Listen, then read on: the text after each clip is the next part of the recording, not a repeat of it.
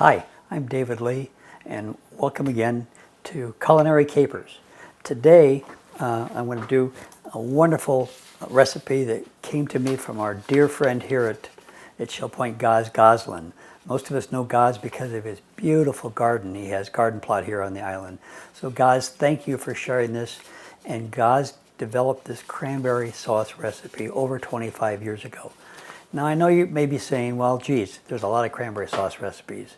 And there are, and I make a pretty darn good one too, but I was really taken with this recipe, and the spices he put in are just slightly different. So Gaz, I really enjoy this, and I appreciate you letting us share this with all our friends here at Shell Point. So here we go. So we start off with 2 bags of fresh cranberries. And I might comment with you too now that this is great at the holidays for Thanksgiving and Christmas, but Gaz also taught me, and I've done this too, buy some of these and put them in the freezer. You know, because when you go out sometimes to make this cranberry sauce and put it on a turkey sandwich or something, it's delicious. So I'm going to have some of these in the freezer, so come July, I can whip one out and make this and put it in some jars. So there's the cranberries. We called for 1.5 cups of sugar, 1 cup of fresh orange juice, 1/2 teaspoon of ground nutmeg. And I've shown you this before, but I have whole nutmegs in here. And this is a grinder, so I can grind them fresh. So it does make a difference to grind fresh ones. So it's kind of fun to have this, and I'm out of it there, so I should put a couple in the grinder. So, it'll only take one at a time. Anyway, we'll set that aside. And with cinnamon, we want 1/2 teaspoon of cinnamon and 1/4 teaspoon of ground cloves. And the last ingredient that Gaz puts in it is 6 tablespoons of Grand Marnier. Now, some of our neighbors and friends don't drink alcohol. That's fine. I would just add 6 more tablespoons of orange juice. But the Grand Marnier is a special kind of liqueur, cognac, and the alcohol burns off, and it does add some flavors that are unique to this recipe. So let's get started. And I'm doing a little bit different with Gaz, but we leave the cranberries out. That goes in last. So we put our sugar in, put all our ingredients in.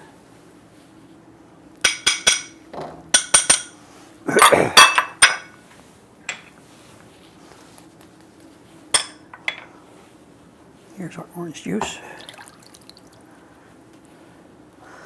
And Gaz puts the Grand Marnier in at the end. I'm going to put it in now so that we burn off the alcohol. So I will put Gaz's original recipe on here in my comments at the end, just because I want to give Gaz some credit. It's a wonderful recipe. And I almost forgot, we have to have the zest from one orange, 1 whole orange.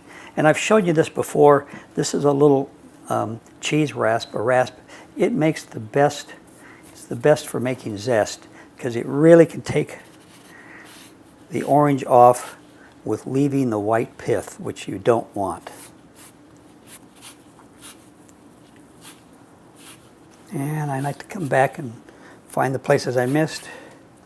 And then don't forget to scrape it off your zester.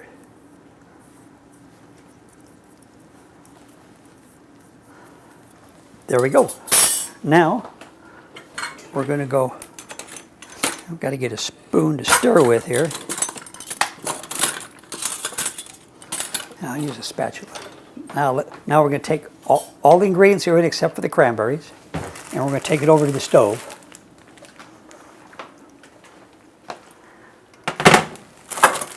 And we want to bring this, it doesn't have to come to he said bring it to, we just need to dissolve the sugar. And once again, it'll take about 4 or 5 minutes, and I want to stir constantly so I don't burn the sugar.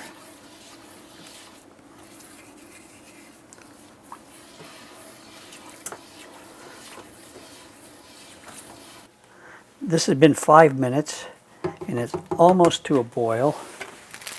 So now Gaz's instructions call for us to put the 2 bags in.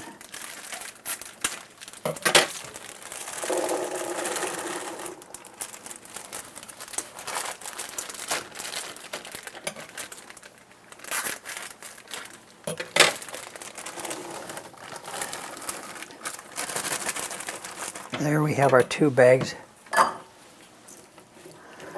Now you can see why we needed such a large saucepan to cook this in.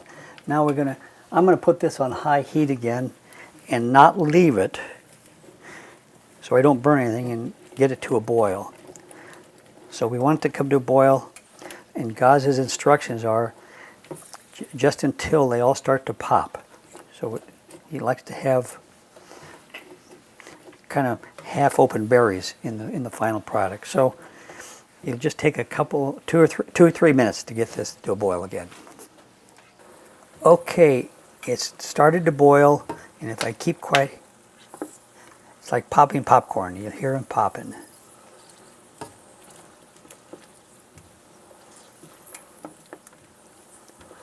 As you can see, they're just starting to crack.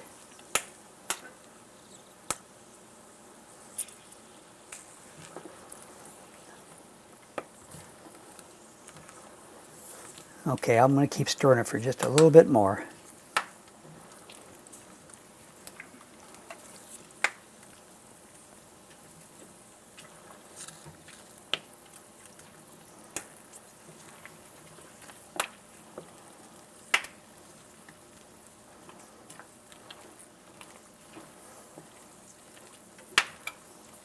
What I'm looking for now is I'm just as I stir it, I just want to, I don't want to be too precise, but you know, some of them haven't popped yet. I like to kind of get most of them to pop, but as Gaz cautions, we don't want to turn it into mush. He likes the coarser texture. And of course, if you don't like a coarse texture, cook it for a longer period of time. Now, I like that the way it is, so I'm going to shut this down. I'm going to take it off the heat,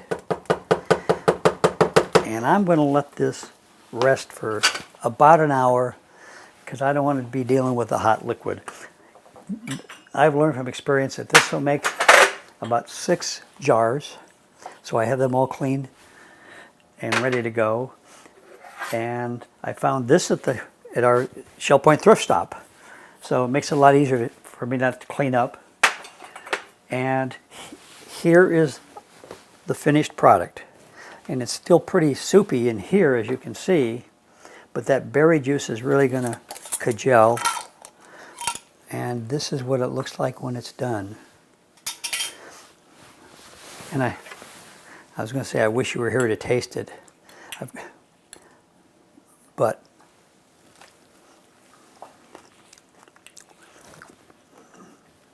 Gaz, this is a wonderful flavor. Thanks so much for sharing it with us, and I hope you'll try this. Thanks for joining me today, and hope you have a good day. Bye now.